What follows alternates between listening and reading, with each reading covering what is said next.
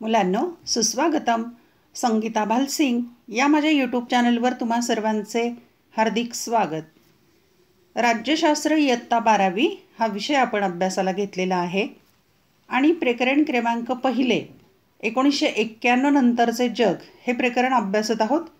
यातील उपघटक अभ्यासाला घेतलेला आहे प्रादेशिक संघटना आणि यामध्ये युरोपीय महासंघ, सार्क, बिमस्टेक, ब्रिक्स, शांघाय सहकार्य संघटना आणि G20 या 6 संघटनांचा अभ्यास आपण करणार आहोत.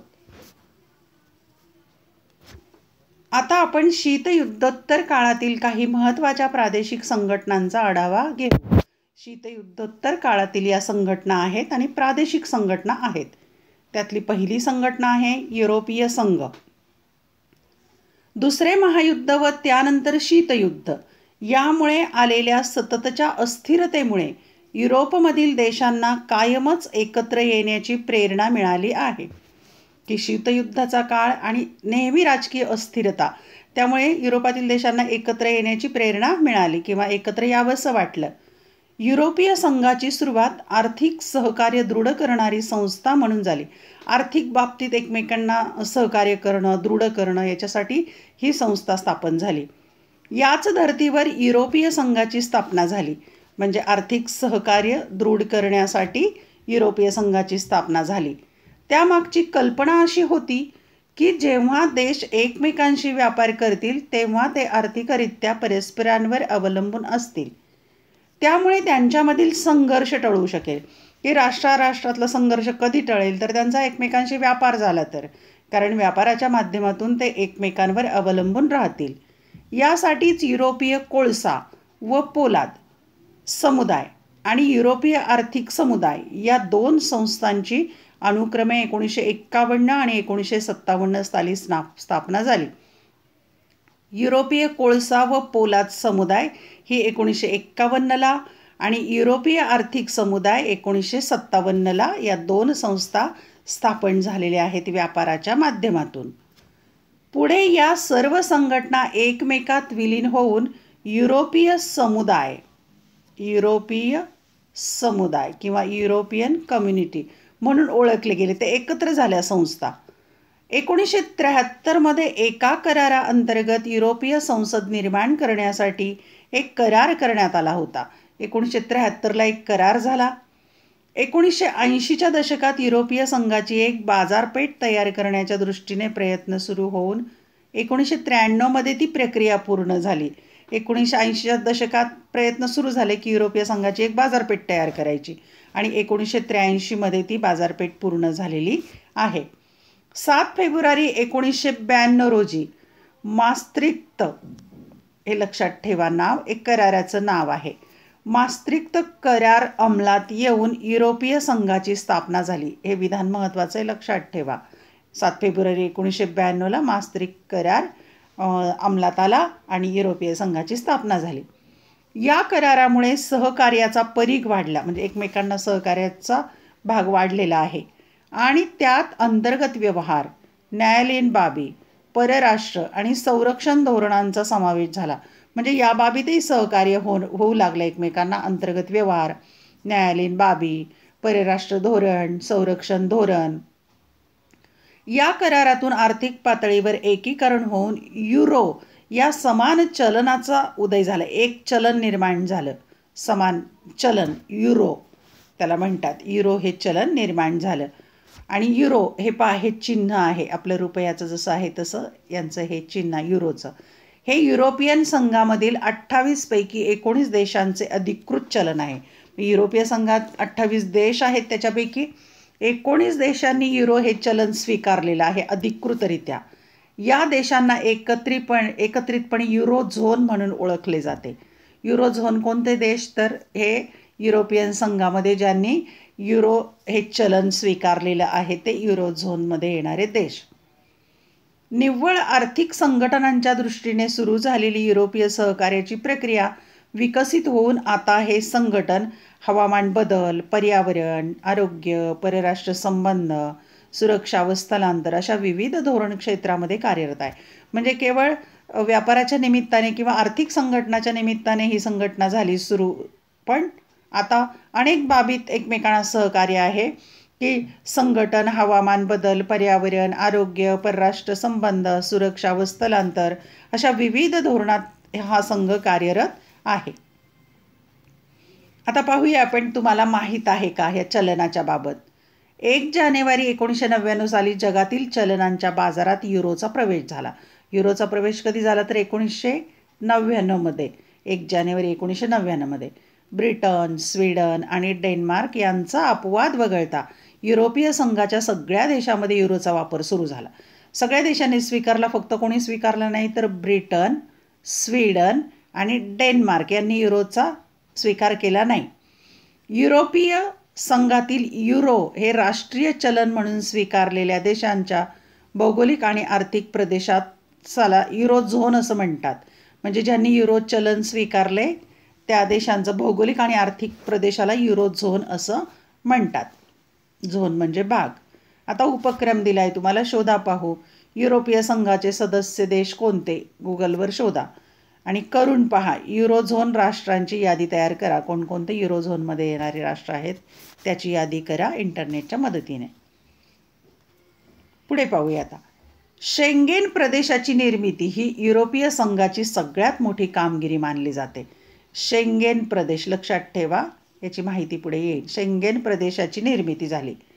शेंगेन करार हा 1985 साली झाला. 1985ला शेंगेन करार झाला, ज्याद्वारे सगळ्या सदस्य देशांमधील अंतर्गत सीमारेषा नष्ट करण्यात आल्या. आणि ज्या सदस्य देश आहेत या युरोपीय संघामध्ये त्यांच्या अंतर्गत सीमा नष्ट करण्यात आलेल्या आहेत. फ्रान्स, जर्मनी, बेल्जियम, लक्झेंबर्ग आणि नेदरलँड या 5 युरोपियन देशांनी या करारावर स्वाक्षऱ्या केल्या. हे शेंगेन प्रदेश आहे हा. फ्रान्स, जर्मनी, बेल्जियम, लक्झेंबर्ग आणि नेदरलँड हे 5 युरोपियन देश. हा करार लक्झेंबर्ग देशाच्या दक्षिणेकडील शेंगेन या खेडेगावात करण्यात आला. शेंगेन हे खेडेगावाचं नाव आहे, तिथे करार झाला म्हणून शेंगेन शेंगेन करार म्हणतात. शेंगेन व्हिसा हा युरोपमध्ये सर्वत्र वापरला जाणारा व्हिसा आहे आणि तिथे प्रवास करण्यासाठी किंवा इतर देशातील लोक दुसऱ्या देशात जाण्यासाठी जो परवाना लागतो त्याला व्हिसा म्हणतात. आणि तो शेंगेन व्हिसा आहे, 5 देशामध्ये चालतो. फ्रान्स, जर्मनी, बेल्जियम, लक्झेंबर्ग आणि नेदरलँड. शेंगेन प्रदेशाअंतर्गत सीमा नाही आहेत, तिथे राष्ट्राच्या सीमा नाहीत. या प्रदेशात न केवळ युरोपीय संघाचे सदस्य परंतु सदस्य नसणारे व्यापारी आणि पर्यटक हेही एका देशातून दुसऱ्या देशात सहजरित्या व मोकळेपणाने प्रवास करू शकतात, कारण त्यांच्याकडे शेंगेन व्हिसा असतो. या 5 देशांच्या मध्ये तो चालतो. या प्रवासात त्यांना तपासणी आणि चौकशीला सामोरे जावे लागत नाही. सद्यस्थितीत युरोपीय संघातील 28 पैकी 22 देश शेंगेन प्रदेशाचा भाग आहेत. म्हणजे 22 देशामध्ये शेंगेन व्हिसा चालतो, तिथे भौगोलिक सीमा नाहीत. आता तुम्हाला माहीत आहे का शेंगेन व्हिसा म्हणजे काय? हेच. शेंगेन व्हिसा पात्र व्यक्तींना 26 सहभागी देशांमध्ये मुक्तपणे प्रवास करण्याची परवानगी देते. म्हणजे हा व्हिसा जर घेतला तर 26 देशांच्या मध्ये फिरता येतं. 26 देशांना वेगळा वेगळा व्हिसा घ्यायची गरज नाही. याचाच अर्थ युरोपीय प्रवाशांना अंतर्गत शेंगेन सीमांवर तपासणी प्रक्रियांना सामोरे न जाता वेगवेगळ्या शेंगेन देशामध्ये थेट प्रवेश मिळवता येईल. आणखी माहिती घेऊया. माहीत आहे का तुम्हाला युरोपीय संघाचे कार्य कसे चालते? आता याचं कार्य कसं चालतं ते पाहू. युरोपीय आयोग, युरोपीय संसद, युरोपीय परिषद आणि युरोपीय न्यायालय या 4 संस्था युरोपीय संघाचे कामकाज चालविण्यासाठी अत्यंत महत्त्वाची भूमिका बजावतात. युरोपीय संघाचं कार्य चालायचं तर हे 4 संस्था आहेत, त्यांच्यामार्फत त्या संघाचं कामकाज चालतं. त्याची आपण अधिक माहिती घेऊया. पहिली आहे भाग किंवा संस्था युरोपियन आयोग. हा आयोग युरोपियन युनियनचा कार्यकारी नोकरशाहीशी संबंधित असा घटक आहे. युरोपियन आयोग मुख्यतः नव्या कायद्यांसाठीचे प्रस्ताव सुचवणे, युरोपियन संसदेने आणि आयोगाने घेतलेल्या धोरणात्मक निर्णयाची अंमलबजावणी करणे या जबाबदाऱ्या पार पाडतो. युरोपियन आयोगाची कामे लक्षात ठेवा. यानंतर आहे युरोपियन संसद. युरोपीय संसदेत एकूण प्रत्यक्ष निवडणुकांद्वारे एकूण 751 सदस्य 5 वर्षाच्या कालावधीसाठी निवडले जातात. निवडणूक होते. 751 सदस्य 5 वर्षाच्या काळासाठी निवडले जातात. संसदेवर कायदेविषयक, देखरेखीच्या आणि अर्थविषयक जबाबदाऱ्या सोपवल्या जातात. युरोपियन परिषदेच्या रचनेत सदस्य राष्ट्रांचे राष्ट्राध्यक्ष किंवा प्रधानमंत्री, त्यांचे परराष्ट्रमंत्री व त्यासोबत परिषदेचे पूर्णवेळ अध्यक्ष यांचा समावेश असतो. म्हणजे यात कोण कोण असतात? सदस्य राष्ट्रांचे राष्ट्राध्यक्ष किंवा पंतप्रधान, परराष्ट्रमंत्री आणि परिषदेचे पूर्णवेळ अध्यक्ष. ही परिषद वर्षातून 4 वेळा भरवली जाते. एका वर्षात 4 वेळा. आणि युरोपियन युनियनला सामरिक नेतृत्व प्रदान करते. आता युरोपियन न्यायालयाची माहिती घेऊया. युरोपियन न्यायालय युरोपियन युनियनमधील कायद्यांचा आणि करारांचा अर्थ लावणे व निवाडा करणे हे कार्य पार पडते. न्यायदानाचं कार्य करते. युरोपियन युनियनचे कायदे सदस्य देशांच्या राष्ट्रीय कायद्यांपेक्षा श्रेष्ठ मानले जातात. म्हणजे सदस्य देश आहेत त्यांच्या कायद्यापेक्षा युनियनचे कायदे महत्त्वाचे किंवा श्रेष्ठ मानले जातात. आता पाहूया ब्रेक्झिटवर चर्चा करा. ब्रेक्झिटची माहिती घेऊया आपण. 2016 साली ब्रिटिश नागरिकांनी जनमताद्वारे युरोपीय संघ सोडण्याचा निर्णय घेतला. म्हणजे ब्रिटिशांनी युरोपीय संघाबाहेर पडण्याचा निर्णय घेतला. शुक्रवार दिनांक 31 जानेवारी 2020च्या मध्यरात्री युनायटेड किंगडमने औपचारिकरित्या युरोपियन युनियनचे सदस्यत्व समाप्त केले. या प्रक्रियेला ब्रेक्झिट असे नाव दिले आहे. ब्रेक्झिट हे ब्रिटिश राष्ट्रवादाच्या बाजूने मांडलेले आग्रही मत आहे. ब्रेक्झिट हे युरोपियन संघातून बाहेर पडणारे इंग्लंड हे राष्ट्र, ब्रिटिश नागरिक त्यातून बाहेर पडले. राज्यसंस्था ही संकल्पना आजही आपले महत्त्व टिकवून आहे यातून सिद्ध होते. या अनुषंगाने पुढील प्रश्नांच्या आधारे वर्गात चर्चा घडवून आणा. मग या अनुषंगाने काय काय चर्चा करायची आहे? तर ब्रिटनला युरोपीय संघातून बाहेर का पडायचे होते? म्हणजे ब्रिटन युरोपीय संघातून का बाहेर पडला याची माहिती मिळवा, चर्चा करा. ब्रेक्झिटच्या बाजूने दिलेला कौल जागतिकीकरणाच्या विरोधात आहे असे म्हणता येईल का? युरोपीय संघातून ब्रिटिश नागरिक बाहेर पडले, ब्रेक्झिट म्हणतात त्याला. दुसरी प्रादेशिक संघटना पाहूया आपण, सार्कची माहिती घेऊया. 1985 मध्ये ढाका येथे सार्कची स्थापना करण्यात आली. 1985 आणि ढाका हे ठिकाण लक्षात ठेवा. सार्कची स्थापना झाली. सुरुवातीच्या काळात सार्कमध्ये कोणकोणते देश होते? भारत, बांगलादेश, पाकिस्तान, नेपाळ, भूटान, श्रीलंका व मालदीव असे 7 सदस्य देश होते. 7 देशांनी मिळून सार्कची स्थापना केली. 2007 मध्ये अफगाणिस्तानचा 8वा सदस्य म्हणून समावेश केला गेला. 2007ला अफगाणिस्तान. चीन, अमेरिका, युरोपीय महासंघ यांच्यासह 9 देश व संघटनांना सार्कमध्ये निरीक्षक दर्जा बहाल करण्यात आला. म्हणजे चीन देश, अमेरिका आणि युरोपीय महासंघातले आणि 9 देश इतर यांनी निरीक्षक म्हणून सार्कमध्ये त्यांना दर्जा देण्यात आलेला आहे. दक्षिण आशियामध्ये संवाद निर्माण करण्यासाठी सार्कची निर्मिती करण्यात आली. सार्क ही संघटना निर्माण करण्याचा हेतू दक्षिण आशियामध्ये सुसंवाद निर्माण करणं.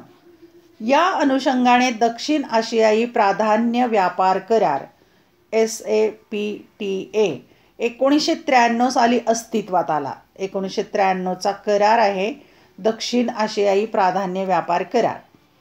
पुढे दक्षिण आशियाई मुक्त व्यापार क्षेत्र SAFTA ही सार्कची मुक्त व्यापार व्यवस्था 2006 मध्ये एका करारामुळे कार्यान्वित झाली. मुक्त व्यापार व्यवस्था 2006 मध्ये, ज्यामुळे 1993ची सार्क प्राधान्य व्यापार व्यवस्था संपुष्टात आली. आणि 1993ची जी होती प्राधान्य व्यापार करार तो संपुष्टात आला आणि 2006 मध्ये मुक्त व्यापार व्यवस्था निर्माण झाली. आता आपण तिसरी प्रादेशिक संघटना पाहूया, BIMSTEC. Bay of Bengal initiative for multi sector technical and economic cooperation. Bay of Bengal initiative for multi sector technical and economic cooperation म्हणजेच बिमस्टेकची स्थापना 1997मध्येच झाली. बिमस्टेकमध्ये बंगालच्या उपसागरालगतच्या व इतर जवळच्या भागांमधील एकूण 7 सदस्य देश आहेत. 7 देशांची आहे ही संघटना बिमस्टेक. आणि ते कोणते आहेत तर बंगालच्या उपसागराच्या भोवतालचे 7 सदस्य देश. त्यात दक्षिण आशियामधील बांगलादेश, भूतान, भारत, नेपाळ, श्रीलंका असे 5 देश आणि आग्नेय आशियातील 2 देश म्यानमार आणि थायलंड यांचा समावेश आहे. असे एकूण 7 देश आहेत यात. बिमस्टेक दक्षिण आशिया आणि आग्नेय आशिया या 2 प्रदेशांना जोडणारा दुवा आहे. 2 प्रदेशांना जोडणारा दुवा दक्षिण आशिया आणि आग्नेय आशिया. वेगवान आर्थिक विकासाला चालना देणे आणि सर्वांच्या स्वारस्यांच्या विषयावर सहकार्य घडवून आणणे बिमस्टेकचे प्रमुख कार्य लक्षात ठेवा की सर्वांच्या वेगवान आर्थिक विकासाला चालना द्यायची आणि सर्वांच्या स्वारस्यांच्या विषयावर एकमेकांना सहकार्य करणं विकासासाठी हे त्याचं कार्य आहे. पुढची संघटना प्रादेशिक पाहूया आपण. ब्रिक्स ही संघटना 2009 साली ब्राझील, रशिया, भारत, चीन या उदयोन्मुख अर्थव्यवस्था असलेल्या देशांच्या पुढाकाराने आकारास आली. 2009ला ही संघटना तयार झाली. ब्राझील, रशिया, भारत आणि चीन आणि यांच्या अर्थव्यवस्था उदयोन्मुख आहेत, विकासाकडे जात आहेत. 2010मध्ये त्यात दक्षिण आफ्रिकेचा समावेश करण्यात आला. दक्षिण आफ्रिका 2010मध्ये आली. ब्रिक्समधील सदस्य विकसनशील किंवा नवीन औद्योगिक देश म्हणून ओळखले जातात. यामध्ये जे देश आहेत ते विकसनशील आहेत किंवा नवीन औद्योगिक देश आहेत. उदयोन्मुख अर्थव्यवस्था म्हणतात त्याला. मोठ्या व वेगाने वाढणाऱ्या या अर्थव्यवस्थांचा प्रादेशिक आणि जागतिक घडामोडींवर बऱ्यापैकी प्रभाव असतो. म्हणजे जगात यांचा प्रभाव आहे. ब्रिक्सचे सर्व सहभागी देश हे G20चे सदस्य आहेत. G20 या संघटनेचे सदस्य आहेत. शेवटची 5 नंबरची संघटना शांघाय सहकार्य संघटना SCO. शांघाय सहकार्य संघटना 2001मध्ये चीन, रशिया तसेच कझाकस्तान, किर्गिझस्तान, ताजिकिस्तान आणि उझबेकिस्तान या रशियालगतच्या देशांनी एकत्र येऊन SCO संघटनेचे गठन केले. म्हणजे रशियालगतचे देश आहेत हे सगळे. 2001मध्ये शांघाय सहकार्य संघटना स्थापन झाली. चीन, रशिया, कझाकस्तान, किर्गिझिस्तान, ताजिकिस्तान आणि उझबेकिस्तान ही संघटना निर्माण केली. पुढे 2016 साली भारत आणि पाकिस्तान या संघटनेचे देश सदस्य झालेले आहेत. भारत आणि पाकिस्तान पण सदस्य झालेले आहेत.